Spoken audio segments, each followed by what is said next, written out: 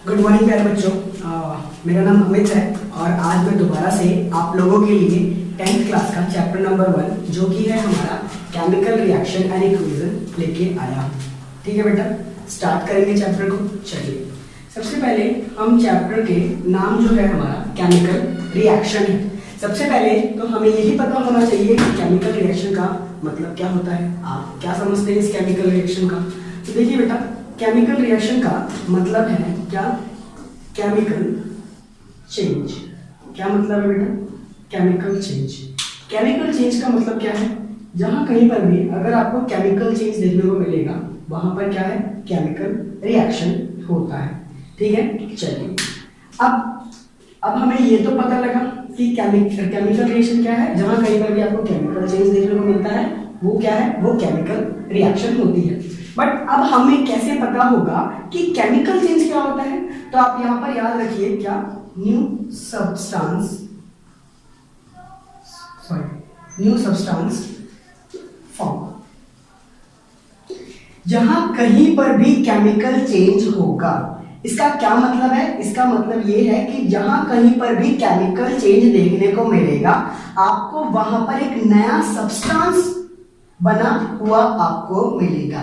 यानी कि जहां कहीं पर भी नया सब्सटेंस बनेगा यानी कि वहां पर क्या हुआ? वहां पर एक केमिकल चेंज हुआ। ठीक है ना? और उस केमिकल चेंज को ही हमने केमिकल रिएक्शन कहा है। आई होप आपको समझ में आया।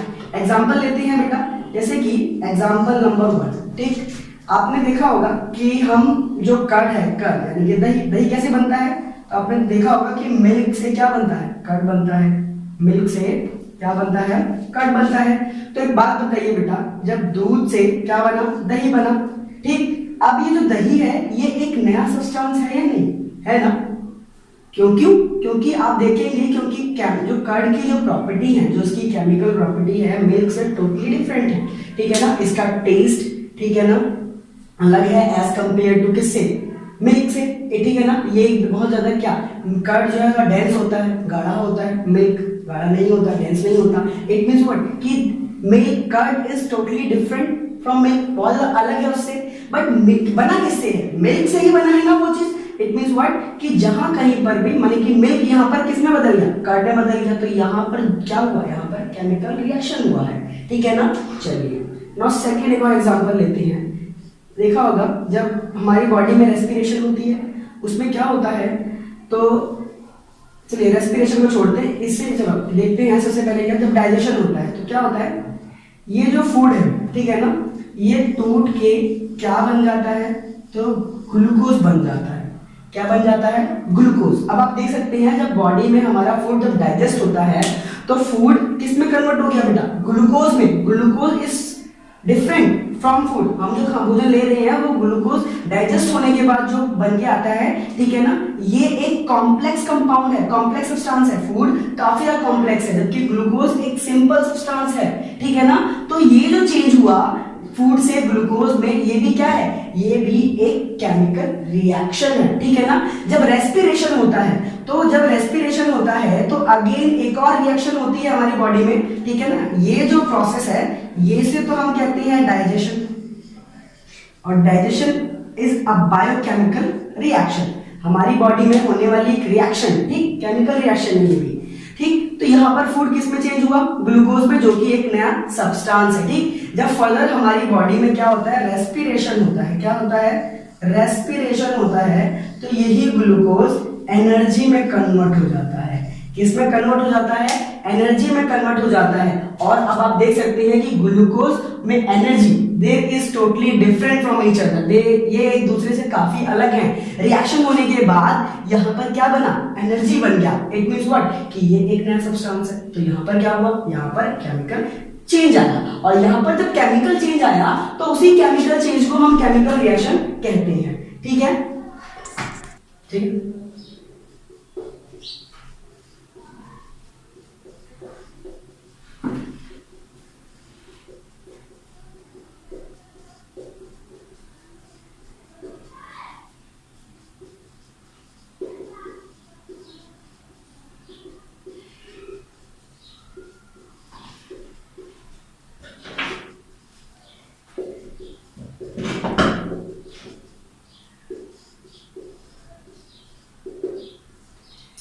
चलिए बेटा, देखिए बेटा मैंने क्या लिखा है, तो मैंने लिखा है how do we come to know that a chemical reaction has taken place. हमें कैसे पता चलता है कि कहीं पर केमिकल रिएक्शन हुआ है या नहीं। अब हम इसको समझेंगे।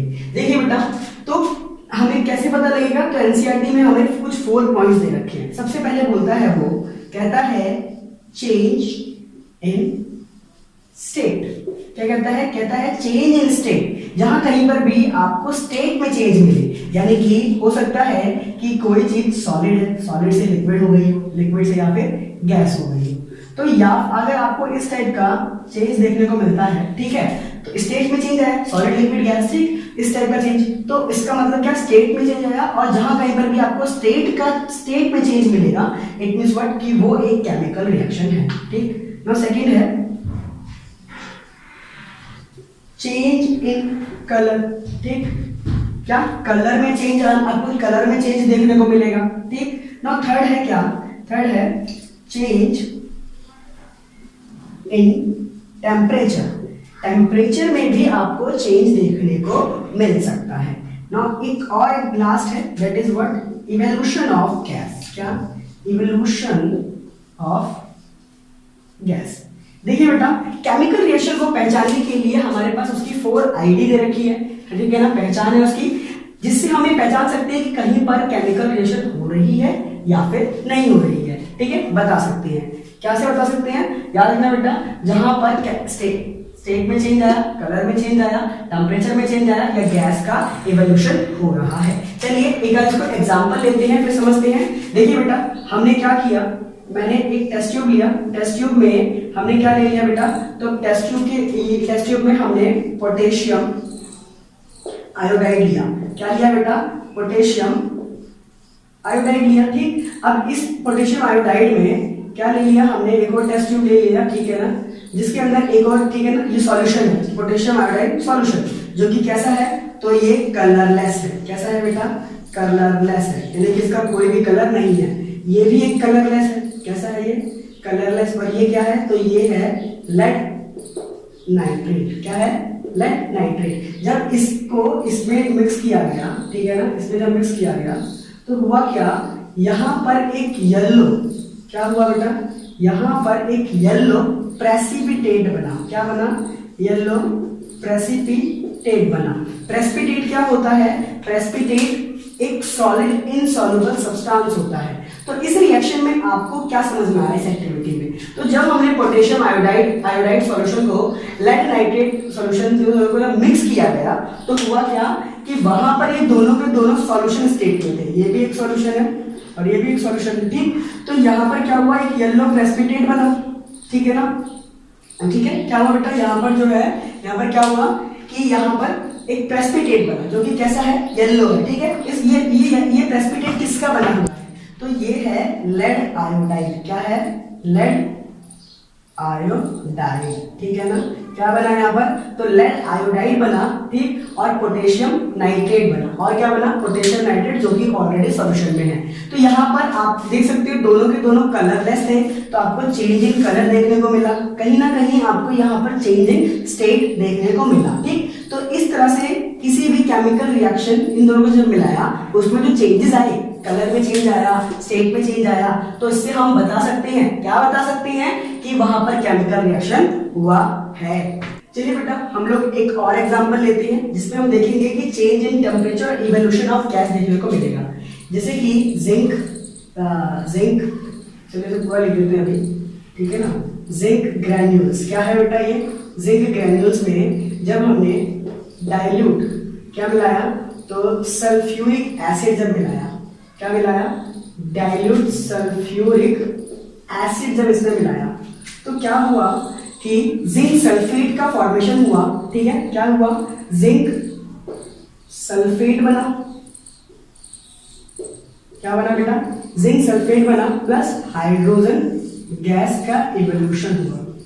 ठीक है ना, अगर एक्टिविटी में समझे तो हमने एक कॉनिकल फ्लास्क ले लिया है कुछ इस तरह से, जिसमें हमने क्या किया, इसमें हमने एसिड डाल दिया, और इसमें हमने क्या डाल दिया, जिंक के कुछ छोटे छोटे कंकड़ डाल दिए। तो हुआ क्या, इसमें हुआ क्या कि धीरे धीरे क्या, गैस, इसमें धीरे धीरे क्या हुआ, गैस का फॉर्मेशन हुआ। गैस का फॉर्मेशन कैसे हुआ कि जब इन दोनों को मिक्स किया गया तो यहाँ पर सबसे पहले टेम्परेचर में चेंज आया, जैसे जैसे टेम्परेचर बढ़ता गया तो उसमें क्या वो धीरे धीरे क्या उसमें गैस का फॉर्मेशन हुआ। ठीक, तो इन दो एक्टिविटी में हम क्या देख सकते हैं, इस दूसरी एक्टिविटी में क्या देख सकते हैं कि यहाँ पर हमें चेंज इन टेम्परेचर देखने को मिल रहा है। जब हमने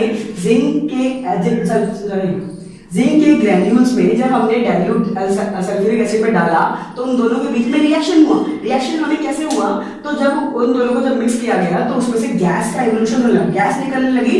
ठीक है ना, और गैस कैसे निकली, क्योंकि उसमें टेम्परेचर में चेंज आया। ठीक है, तो इस तरीके से हम बता सकते हैं कि कहीं पर केमिकल रिएक्शन हुआ है या नहीं हुआ है। यानी किसी भी केमिकल रिएक्शन को डिटरमाइन करने या फिर उसको पहचानने के लिए हमें ये चार बातें पता होनी चाहिए। चलिए बेटा, अब हम लोग आगे चलते हैं। अभी तक हमने क्या देखा कि किस तरह से किसी भी केमिकल रिएक्शन को कैसे पहचानते हैं। चलिए बेटा आगे चलते हैं। अब अगला हम समझेंगे टू रिप्रेजेंट। किसको रिप्रेजेंट करना है बेटा, किसी भी केमिकल रिएक्शन को। क्यों भाई, क्यों करना है, तो भाई अभी जो हमने समझा उसमें हमने क्या देखा कि मिल्क से कर्ड बन रहा है। ठीक है, फिर फूड का ब्रेकडाउन हो रहा है जिसमें ग्लूकोज में या ग्लूकोज एनर्जी में टूट रहा है। तो ये तो चलो ठीक है कि यहाँ पर ऐसे ऐसे चेंज आया तो हम कह रहे हैं कि वहां पर केमिकल रिएक्शन हुआ, बट उस चीज को समझाने के लिए हम क्या करेंगे, तो हमारे पास किसी भी केमिकल रिएक्शन को समझाने के लिए दो वे हैं। एक होता है वर्ड इक्वेशन। क्या, वर्ड इक्वेशन, किस केमिकल रिएक्शन को, ठीक है ना, केमिकल इक्वेशन की मदद से रिप्रेजेंट किया जाता है। याद रखना, केमिकल रिएक्शन को केमिकल इक्वेशन से की मदद से हम इसको रिप्रेजेंट करते हैं। जैसे कि वर्ड इक्वेशन क्या है, जैसे कि मान लीजिए मैं कहता हूं, ठीक है क्या, कि जब हमने मैग्नीशियम लिया, क्या लिया, मैग्नीशियम रिबन ले लिया, लाइक, ठीक है ना, जब मैग्नीशियम रिबन को ऑक्सीजन के प्रेजेंस में बर्न किया गया, क्या किया गया, उसको जलाया गया, तो इसने क्या बनाया, तो इसने मैग्नीशियम ऑक्साइड बनाया। क्या बनाया, मैग्नीशियम ऑक्साइड बनाया। ठीक, तो एक इस टाइप की इक्वेशन को हम क्या कहते हैं, केमिकल वर्ड इक्वेशन कहते हैं। क्या कहते हैं, वर्ड इक्वेशन। ठीक, तो हमारे पास दो तरीके हैं। पहला तरीका ये है, अब ये जो वे है वर्ड इक्वेशन, ये भी काफी लंबा है, ठीक है ना, और ज्यादा कंसाइज नहीं है, छोटा नहीं है और ज्यादा यूजफुल में नहीं आता। ठीक, इसीलिए हम यहाँ पर एक और टाइप की रिप्रेजेंटेशन देखते हैं, जिसे हमारे एनसीईआरटी में कहा गया है स्केलेटल। ठीक, skeletal chemical equation. Skeletal chemical equation क्या होता है कि इन जो एलिमेंट्स हमने यहाँ पर रखे और जो इस साइड रखे, लेफ्ट राइट साइड रखे हैं, इन एलिमेंट्स को उनके जनरल फॉर्मूले के रूप में रिप्रेजेंट करके दिखाने वाली केमिकल रिएक्शन को स्केलेटल केमिकल इक्वेशन कहा जाता है। जैसे कि इसका जनरल फॉर्मूला क्या है, Mg, ऑक्सीजन का O2, और हमने, ठीक है, इस एरो को कुछ इस तरह से दिखाया, ठीक, डायरेक्शन दिखाया कि क्या बनेगा, MgO बना। तो इस तरह के हमने क्या, इसी ऊपर वाली रिएक्शन जो थी वो वर्ड थी, और इसको इस फॉर्म में दिखाना उनके सिंबल्स के रूप में, उनके जनरल फॉर्मूला के रूप में, that is called skeletal chemical equation कहा जाता है। इस तरह से हम किसी भी केमिकल रिएक्शन को इजीली, ठीक है ना, बहुत कम टाइम में और बहुत कंसाइज है ये और ज्यादा यूजफुल है, ठीक है ना, हम उसमें क्या करते हैं, इसको रिप्रेजेंट कर सकते हैं, ठीक है ना। चलिए, जैसे कि देख सकते हैं, ठीक, ये ज्यादा यूजफुल और कंसाइज क्यों होती है, क्योंकि इस केमिकल इक्वेशन को ना के इसमें हम बैलेंस कर सकते हैं। अभी आप देखेंगे कि बैलेंस कैसे किया जाता है। साथ ही साथ अगर मान लीजिए इसका स्टेट, जैसे कि मान लीजिए सॉलिड है, ठीक, ये एक गैस स्टेट में है, ठीक, जब बन के आया तो यहाँ पर ये क्या सॉलिड स्टेट में है, ये एक ऐश का फॉर्मेशन होता है, व्हाइट कलर की, इसका कलर कैसा होता है, व्हाइट होता है। तो जब जब इसको जलाया जाता है, ठीक है, इसको इसकी वजह से, तो इसका फॉर्मेशन होता है, ठीक है ना, व्हाइट कलर की ऐश का, ऐश इसमें ऐश का फॉर्मेशन होता है। ठीक, तो अब देख सकते हैं कि ये एस किस लिए क्या बता रहा है कि सॉलिड है, जी क्या बता रहा है कि गैस है, और एस क्या बता रहा है कि सॉलिड ही बन के आया। तो इसमें हम काफी ज्यादा इंफॉर्मेशन शो कर सकते हैं, इसीलिए हम इसका इस्तेमाल करते हैं और इसी को हम आगे समझेंगे। अच्छा देखिए बेटा, अच्छा इसमें हमें और थोड़ी सी बातें जाननी है। जो लेफ्ट, ये आप देख सकते हैं किधर लिखा है, left hand side. Left hand side में जो चीज लिखी होती है उसको हम बोलते हैं रिएक्टेंट्स। याद रखना बेटा, क्या बोलते हैं, रिएक्टेंट्स, क्योंकि आपस में जो आपस के बीच में रिएक्ट होते हैं। और रिएक्टेंट होने के बाद जो ये जो बन के आता है, जो, ठीक है, जो नया सब्सटेंस बन के आया है उसको हम बोलते हैं प्रोडक्ट, जो कि राइट हैंड साइड में लिखा जाता है। ठीक, ये प्लस साइन, यहाँ पर ये जो प्लस साइन है, ठीक है, ये प्लस साइन क्या करता है, तो कहीं ना कहीं ये दो रिएक्शन के बीच में एडिशन, यानी कि दिखा रहा है कि जब ये और ये आपस में मिले, ठीक है, या तो ये इंडिकेट करता है और कहीं ना कहीं ये सेपरेट करता है। किसको सेपरेट करता है? तो दो रिएक्टेंट्स या दो से ज्यादा रिएक्टेंट्स अगर हैं तो उसके बीच में हम प्लस साइन लगाते हैं, ठीक है, जबकि कहीं ना कहीं उसको क्या करता है, सेपरेट करने का भी काम करता है। ये जो एरो है, ये एरो आपको डायरेक्शन दिखाता है। तो किसकी डायरेक्शन दिखाता है? केमिकल रिएक्शन की डायरेक्शन दिखाता है कि इन दोनों में जब ये जोड़ा गया तो इस डायरेक्शन में ये कंपाउंड बना गया, ये नया सब्सटेंस या ये प्रोडक्ट यहाँ पर बना, ये दिखाता है। और कहीं ना कहीं ये भी सेपरेशन दिखाता है, सेपरेट करता है। अब ये किसको सेपरेट करता है? तो कहीं ना कहीं ये रिएक्टेंट्स को और प्रोडक्ट्स को बीच में क्या सेपरेट करने का काम भी ये एरो करता है।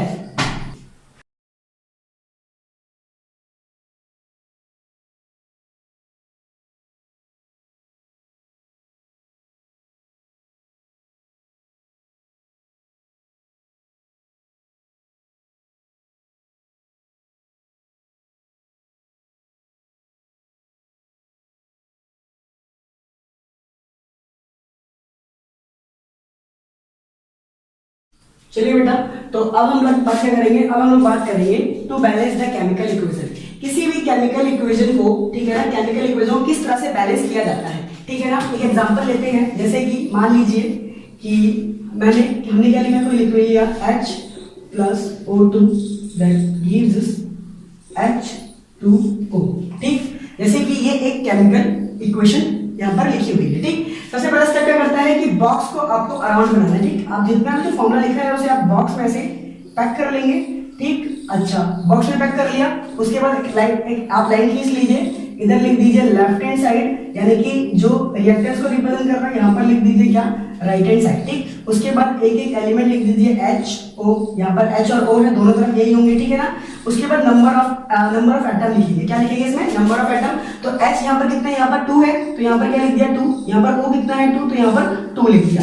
यहाँ पर H कितना है, यहाँ पर 2 है, और O कितना है, यहाँ पर 1 है, ठीक। चलिए, अब आप देख सकते हैं कि H बैलेंस है, O अनबैलेंस है। अब क्या करेंगे हम, जब हमने ये देख लिया, ठीक है, लिस्ट बना ली, ठीक। उसके बाद देखना है कि मैक्सिमम नंबर ऑफ एटम किसमें कंटेन है। तो आप देख सकते हैं इस वाले कंपाउंड्स में जो यहाँ पर बना है राइट हैंड साइड में, यहाँ पर कितने हैं, H2 और O कितना है 1, तो यहाँ पर टोटल में कितना हो गया 3, यहाँ पर कितना है 2, यहाँ पर 2 है। तो जिस कंपाउंड में सबसे ज्यादा जो मतलब जो क्या कहते हैं नंबर ऑफ एटम है, उसको सबसे पहले हम करेंगे। या तो आप ऐसे भी कर सकते हैं, ठीक है, ऐसा जरूरी नहीं है कि जिसमें मैक्सिमम नंबर ऑफ एटम हो पहले आप उसी को करें, ठीक है। चलिए, हमें यहाँ पर क्या नजर आ रहा है कि यहाँ पर हमें दिख रहा है कि यहाँ पर 1 है, यहाँ पर 2 है, तो हम क्या करेंगे, इसके कोएफिशिएंट को चेंज करेंगे। कोएफिशिएंट को चेंज करना यानी कि बैलेंस करना। अब ये कोएफिशिएंट क्या होता है, जैसे कि आपने मैथ में देखा होगा, मान लीजिए मैंने लिख दिया 2x, तो ये जो x है, x के आगे वाला जो नंबर है ये इस नंबर को हम क्या कहते हैं, इसको हम कहते हैं कोएफिशिएंट। ये जो नंबर होता है ये कहते हैं हम लोग कोएफिशिएंट कहते हैं, ठीक है। जैसे कि इसके आगे कुछ नहीं है, तो यहाँ पर कोएफिशिएंट कितना है 1, इसके आगे कितना है कोएफिशिएंट कितना है 1, इसके आगे कितना है 1, यानी कि हम केवल और केवल कोएफिशिएंट को चेंज कर सकते हैं। कहने का मतलब हम केवल मल्टीप्लाई कर सकते हैं, और मल्टीप्लाई कहाँ लगाते हैं, आगे लगाते हैं ना, आगे लगाएंगे तभी तो मल्टीप्लाई होगा। तो हम केवल मल्टीप्लाई कर सकते हैं बैलेंस करने के लिए, और हम इसमें कुछ नहीं कर सकते हैं, ठीक है ना। तो देखिए कैसे करेंगे, अब आप देख सकते हैं। और इसे बॉक्स में क्यों पैक किया गया, बॉक्स में इसीलिए पैक किया गया कि मान लीजिए अब हमें यहाँ पर पता लग गया कि ऑक्सीजन यहाँ पर 2, यहाँ पर 1। अगर आप मान लीजिए आप बॉक्स में नहीं पैक करते, आपने डायरेक्टली इसको ऐसे लिख दिया होता O2, ठीक। अब आपको पता लगा क्या कि यहाँ पर O क्या है, अनबैलेंस। तो मान लीजिए हम अब मल्टीप्लाई कर सकते हैं, तो हम 2 को 1 नहीं बना सकते मल्टीप्लाई करके, पर 1 को 2 कर सकते हैं। किसके, इसको अगर हम 2 से मल्टीप्लाई कर दे, ठीक है ना। तो कई सारे, अगर हम इसको बॉक्स में ना पैक करते, अगर मान लीजिए कोई यहाँ पर 2 लिख देता, तो ये जो चीज है ये डिफरेंट बन जाता। ये जो सब्सटेंस बनाया ये तो बिल्कुल ही अलग बन गया बेटा। ये जो बन गया ये हाइड्रोजन पेरोक्साइड है, ठीक है ना। क्या है ये, हाइड्रोजन पेरोक्साइड। अब ये वाटर नहीं रह गया, ये पूरा का पूरा सब केमिकल स्टेट, मतलब केमिकल सब्सटेंस ही बदल गया, ठीक है ना। क्योंकि वाटर का जनरल फॉर्मूला है वो H2O है, ठीक है ना। हम जनरल फॉर्मूला में चेंज नहीं करेंगे, ये जितने सब्सटेंस लिखे जनरल फॉर्मूला में लिखेंगे, ठीक है ना। हम उसके इसीलिए इसको बॉक्स में पैक करते हैं, क्यों, ताकि हम उसके अंदर कोई छेड़खानी ना कर सके, ठीक। अच्छा चलिए, इसीलिए हमने इसको क्या किया, बॉक्स में पैक किया, ठीक। अब कोएफिशिएंट को चेंज करना, तो कोएफिशिएंट को कैसे चेंज करेंगे, सिंपली हमने इसे 2 से मल्टीप्लाई किया तो 2, अब देखो हाँ, अब यहाँ पर देखो बेटा O यहाँ पर 2 है, हमने 1 को ऐसे 2 से मल्टीप्लाई, तो 2 लिखेंगे, 2 इस बॉक्स के आगे आप ऐसे लिख दोगे। अब जब आपने यहाँ पर 2 लिखा तो आप क्या देखते हो कि ये तो बैलेंस हो गया, बट ये जो 2 है वो H2 जो यहाँ पर 2 था, यहाँ पर H जो 2 था उससे भी मल्टीप्लाई हो तो यहाँ पर भी 2 2 2 कितना हो जाएगा 4। अब देखिए बेटा ये चीज बैलेंस हो गई है, ठीक। अच्छा यहाँ पर नंबर ऑफ एटम क्या बढ़ गए, पर यहाँ पर कितना, यहाँ पर तो नहीं है, पर यहाँ पर तो कम है, यहाँ पर तो नहीं बढ़े, तो इसको भी क्या करेंगे, अब जो रिमेनिंग है चेक करेंगे अपने क्वेश्चन को दोबारा से, और जो रिमेनिंग है उसको क्या करेंगे, बैलेंस करेंगे, ठीक है ना। तो H2 है तो इसको भी हम क्या करेंगे, 2 से अगर मैं मल्टीप्लाई कर दूं तो कितना हो जाएगा 4, क्योंकि मल्टीप्लाई कर सकते हैं तो इसके आगे हम क्या लिख देंगे 2 लिख देंगे। तो 2 2 जा कितना हो जाएगा 4, यहाँ पर भी 2 2 जा कितना हो जाएगा 4, ठीक। इस तरह से किसी भी केमिकल इक्वेशन को लिख सकते हैं। ये स्टेप सिर्फ समझाने के लिए हम प्रैक्टिस मारेंगे, स्टेप की हमें जरूरत नहीं होती, मिनटों में कर सकते हैं, ठीक है ना। आप देख के बता सकते हैं कि वो बैलेंस है या नहीं है, ठीक है ना। चलिए बेटा, अब हम लोग जब आगे पढ़ने से पहले मैं आपसे कुछ बोलना चाहूंगा इस चैप्टर को बहुत अच्छे से अगर आप समझना चाहते हैं तो जैसे कि हमने क्लास 9th में कुछ एलिमेंट्स के सिंबल्स पढ़े हुए हैं, सोडियम का Na, पोटेशियम का K, ठीक है ना, हाइड्रोजन का H, ऑक्सीजन का O, ठीक है। जिस तरह से हमने डिफरेंट जो एलिमेंट्स हैं उनके सिंबल्स पढ़ रखे हैं, ठीक। उसी तरीके से अब आपको अगली जो स्लाइड अभी आपको दिखेगी उसमें मैंने क्या सारे के सारे इस चैप्टर में जितने भी कंपाउंड्स लिए हैं उन सबके जनरल फॉर्मूला लिखे हुए हैं, जो कि आपको क्या होने चाहिए बेटा, बाय हार्ट याद होने चाहिए, ठीक है, ताकि आपको इस केमिकल रिएक्शन को अब जब हम आगे पढ़ेंगे तो उसमें कहीं ना कहीं आपको समझने में क्या होगी, हेल्प होगी, ठीक है बेटा।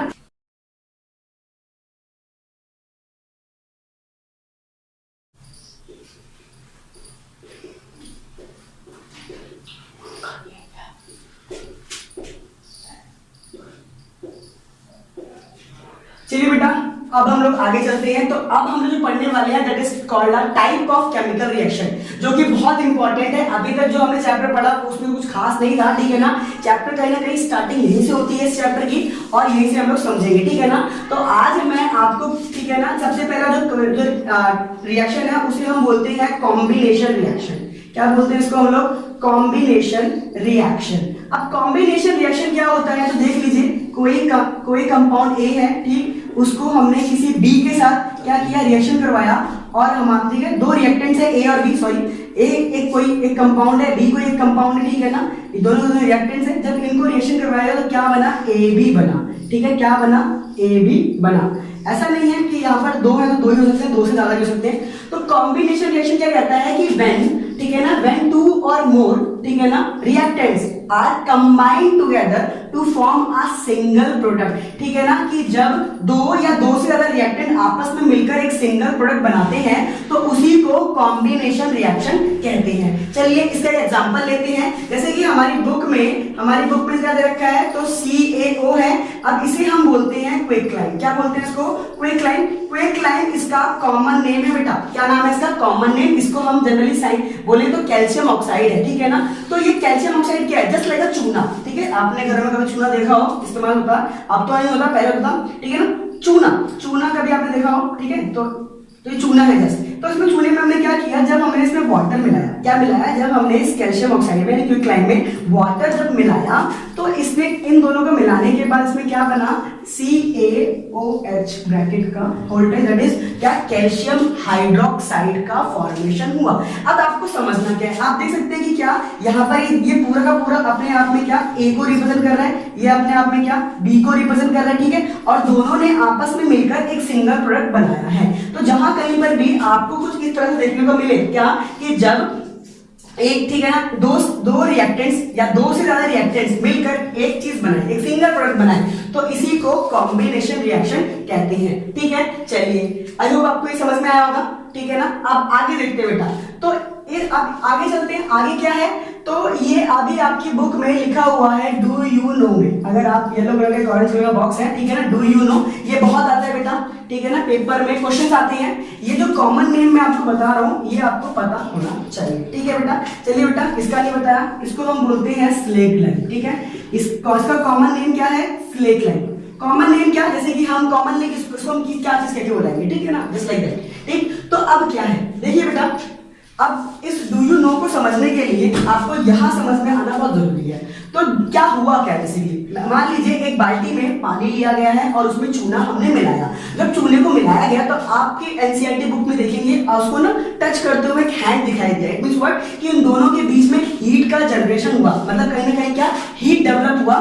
कहीं ना कहीं मैं यहाँ पर क्या लिख सकता हूँ कि इसके साथ क्या बन रहा है, यहाँ पर जनरेट हो रहा है, हीट भी जनरेट हो रहा है। तो जब हीट जनरेट हुआ इसका मतलब क्या कि यहाँ पर एक केमिकल रिएक्शन हुई है। पीछे हमने पढ़ा हुआ है ना कि केमिकल रिएक्शन की पहचान ऐसी करते हैं, यानी कि यहाँ पर केमिकल रिएक्शन हुआ और केमिकल रिएक्शन से यहाँ पर एक कंपाउंड बना, वो क्या है, slag line, that is calcium hydroxide. अब होता क्या है, आपको पता है पहले के टाइम पे दीवारों पे व्हाइट वॉशिंग होती थी, जो हालांकि अब तो नहीं होती, अब तो पुट्टी उट्टी मारते हैं हम लोग, है ना, POP, I mean sorry POP का इस्तेमाल करते हैं हम लोग। तो जनरली क्या होता है कि इसका इस्तेमाल बहुत पहले होता था। तो होता क्या था कि अब ये सॉल्यूशन तैयार हो गया, ठीक है, किसका है, कैल्शियम हाइड्रोक्साइड का। तो मान लीजिए ये एक दीवार है और इस दीवार पे हमने क्या किया, हमने मतलब ब्रश लिया और इस घोल में डुबोकर हमने इस पे वॉल पे क्या कर दिया, पेंट कर दिया। क्या कर दिया, पेंट कर दिया। अब इस पे हमने क्या डाला है, इस पे हमने दीवार पे क्या मारा, क्या किया है, तो कैल्शियम हाइड्रोक्साइड स्लेग लाइन मारा इस दीवार के ऊपर, ठीक है। तो होता क्या है, अब होता क्या है, उस दीवार की जो चमक है, जब उसको फ्रेशली जब हम उसको पेंट करते हैं उस वॉल को, ठीक है ना, इससे